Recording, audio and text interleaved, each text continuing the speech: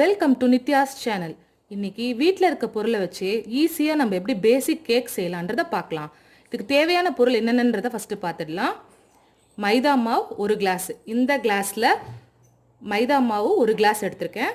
இதே கிளாஸில் sugar 1/2 class, அப்புறம் ரீஃபைண்ட் ஆயிலோ இல்லை வெண்ணெயோ போட்டுக்கலாம். நான் ரீஃபைண்ட் ஆயில் தான் எடுத்திருக்கேன். இது இந்த கிளாஸில் ஒரு 1/2 கிளாஸ், 3 முட்டை, கூடவே பேக்கிங் பவுடர் 1 ஸ்பூன், கூடவே ஃப்ளேவருக்கு வெனிலா எசன்ஸ். இப்போ இந்த சுகரை மிக்சியில் நல்லா பொடி பண்ணி எடுத்துக்கலாம். ஃபஸ்ட்டு ஒரு மிக்சிங் பவுல் எடுத்துக்கலாம், விஸ்க் எடுத்துக்கலாம். இப்போது முட்டையை அதில் உடச்சி ஊற்றிக்க போகிறோம்.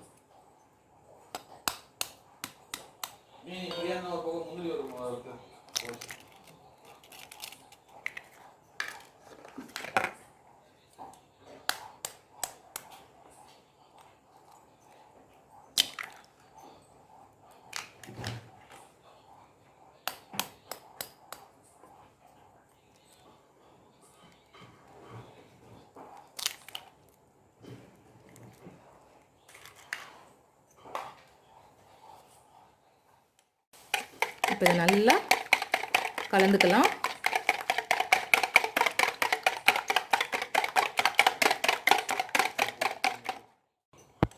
நல்லா கலந்தாச்சு. இப்போ இதில் மிக்சியில் அரைச்ச நம்ம சுகரை சேர்க்க போகிறோம். சேர்த்துட்டு இதையும் நல்லா மிக்ஸ் பண்ணிக்கலாம். இந்த கேக் ரொம்ப ஈஸியாக செஞ்சிடலாம். வீட்டில் இருக்க பொருளை வச்சே செஞ்சிடலாம். இதுக்கு கண்டென்ஸ்டு மில்க்கோ இல்லை மில்க் பவுடர், மில்க்கு, கேர்டு அந்த மாதிரி எந்த பொருளும் தேவையில்லை. பட்டர் கூட தேவையில்லை. வீட்டில் இருக்கிற மைதா, சுகர், முட்டை இருந்தாவே போதும். சுகர் நல்லா கரைச்சாச்சு. இப்போது 1/2 கிளாஸ் ஆயில் சேர்த்துக்கலாம். ரீஃபைண்ட் ஆயில் சேர்த்துக்கலாம்.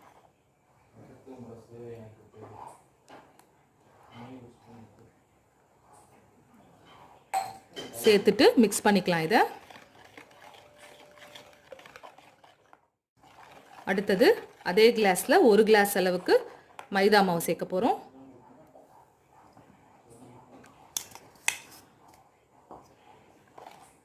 சேர்த்துட்டு நல்லா இதை மிக்ஸ் பண்ணிடணும்.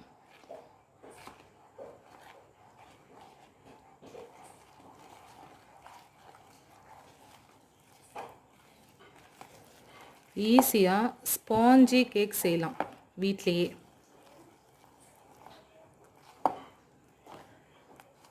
இது ரொம்ப சாஃப்டாக ப்ளஃபியாக வரும்.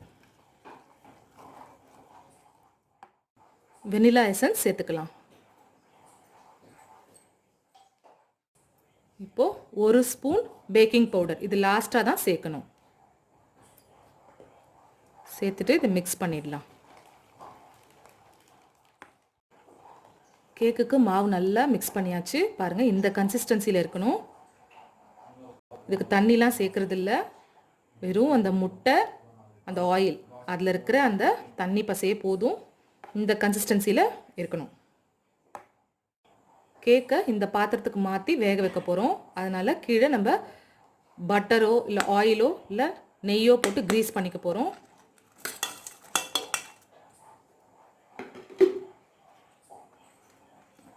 பாட்டம்லேயும் சைட்ஸ்லேயும்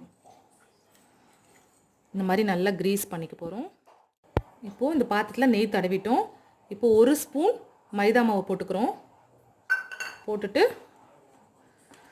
இந்த மாதிரி பாத்திரம் ஃபுல்லாக பண்ணிங்கன்னா கேக் நம்ம எடுக்கும் போது ஈஸியாக அதுவே தானாக வந்துடும்.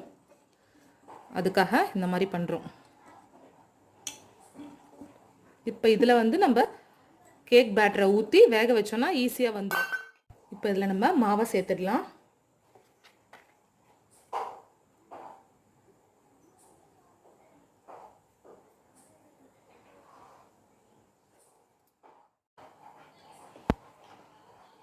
மாதிரி கேக் பேட்டர் வந்து இதில் ஊற்றியாச்சு. இப்போ இதை சும்மா இந்த மாதிரி 2-3 தடவை தட்டணும்.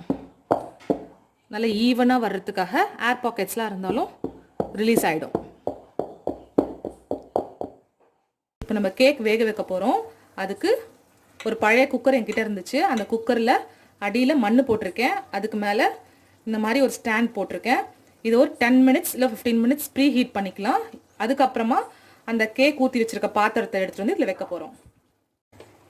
10 மினிட்ஸ் ஆயிடுச்சு, நல்லா ப்ரீஹீட் ஆயிடுச்சு. இப்போ இதை நம்ம வைக்க போகிறோம்.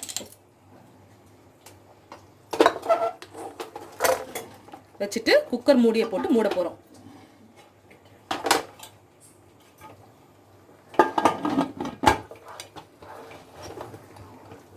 இதுக்கு வெயிட்டு தேவையில்லை. ஃபஸ்ட்டு 5 மினிட்ஸ் நல்ல ஹை ஃப்ளேமில் இருக்கட்டும். அதுக்கப்புறம் ஒரு 20 மினிட்ஸ் லோ ஃப்ளேமில் இருக்கணும். அதுக்கப்புறம் ஒரு தடவை செக் பண்ணிக்கோங்க. செக் பண்ணிவிட்டு ஒரு 5 மினிட்ஸ் எக்ஸ்ட்ரா பிடிக்கும். டோட்டலாக பார்த்தீங்கன்னா ஒரு 30 to 35 மினிட்ஸ் ஆகும். ஆனால் ஒரு 25 மினிட்ஸ்க்கு அப்புறமா நீங்கள் ஒரு வாட்டி செக் பண்ணி பாருங்கள். இப்போ எப்படி வெந்திருக்குன்னு பார்க்கலாம். இந்த மாதிரி டூத் பிக் எடுத்துக்கோங்க. பாருங்கள், ஒட்டாமல் வந்திருக்கு. இப்போ கேக் வெந்துருச்சு. ஆக்சுவலாக இந்த கேக் எனக்கு செய்கிறதுக்கு 1/2 அன் ஹவர் ஆச்சு. ஃபஸ்ட்டு 5 மினிட்ஸ் பார்த்தீங்கன்னா ஹை ஃப்ளேமில் வச்சுருந்தேன். அடுத்த 25 மினிட்ஸ் ரொம்ப லோ ஃப்ளேமில் வச்சு எடுத்திருக்கேன். கரெக்டாக இருக்குது. இது எல்லாத்துக்கும் முன்னாடி ஒரு 10 மினிட்ஸ் பார்த்தீங்கன்னா ப்ரீ ஹீட் பண்ணிவிட்டு அப்புறமா பண்ணணும். 10 மினிட்ஸ் இல்லாமல் 30 மினிட்ஸ் ஆச்சு. நீங்கள் ஒரு 20 மினிட்ஸ் கழித்து கூட வந்து செக் பண்ணி பார்த்துட்டு எப்படி இருக்குன்னு பார்த்துக்கலாம். இப்போ இதை நம்ம ஃபஸ்ட்டு ஆற வச்சுருவோம். ஆற வச்சு ஒரு பிளேட்டில் மாற்றுவோம். இப்போ கேக்கை பிளேட்டுக்கு மாற்றலாம்.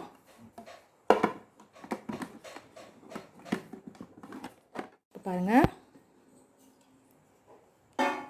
சூப்பராக ரெடி ஆகிடுச்சு. இது பாருங்கள் எவ்வளோ சாஃப்டாக இருக்குன்னு. நம்ம கீழே வந்து நெய் தடவிட்டு அதுக்கு மேலே மைதா மாவு போட்டுருக்கிறதுனால இது அப்படியே டேர்ன் பண்ணி நம்ம போட்டோன்னே வந்துருச்சு பாருங்கள். ஆனால் ஆற வச்சுட்டு அந்த மாதிரி செய்யணும். இப்போ பாருங்கள், ஃப்ரண்ட் சைட் காட்டுறேன். பாருங்கள், சூப்பராக ஸ்பாஞ்சி கேக் ரெடி ஆயிடுச்சு. ஒரு பேசிக் கேக் தான் இது. ஓவன் இல்லாமல் எப்படி குக்கர்லேயே ஈஸியாக வீட்டில் செய்யலாங்கிறத பாருங்கள். எவ்வளோ சாஃப்டாக இருக்குது பாருங்கள். இப்போ இதை நம்ம கட் பண்ணலாம்.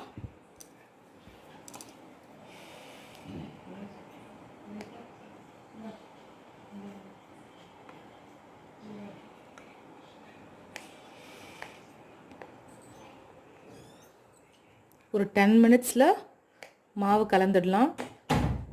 ஒரு 30 மினிட்ஸில் செஞ்சிடலாம். டோட்டலாக ஒரு 40 மினிட்ஸில் கேக் ரெடி ஆகிடும்.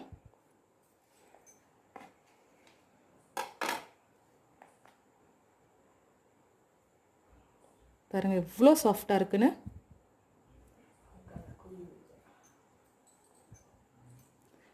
டேஸ்டியான ஸ்பாஞ்சி கேக் ரெடி. இது நீங்களும் செஞ்சு பாருங்கள். உங்கள் கமெண்ட்ஸை கமெண்ட் பாக்ஸில் ஷேர் பண்ணுங்கள். இந்த வீடியோ பிடிச்சிருந்தா லைக் பண்ணுங்கள், ஷேர் பண்ணுங்கள். கூடவே சப்ஸ்கிரைப் பண்ணலைன்னா சப்ஸ்கிரைப் பண்ணிக்கோங்க. பக்கத்தில் இருக்க பெல் ஐக்கானையும் ப்ரெஸ் பண்ணிக்கோங்க. அப்போ தான் நான் போடுற வீடியோஸ் எல்லாம் உங்களுக்கு உடனுக்குடன் வரும். இன்னொரு இன்ட்ரெஸ்டிங்கான வீடியோவில் சந்திக்கலாம். பாய்.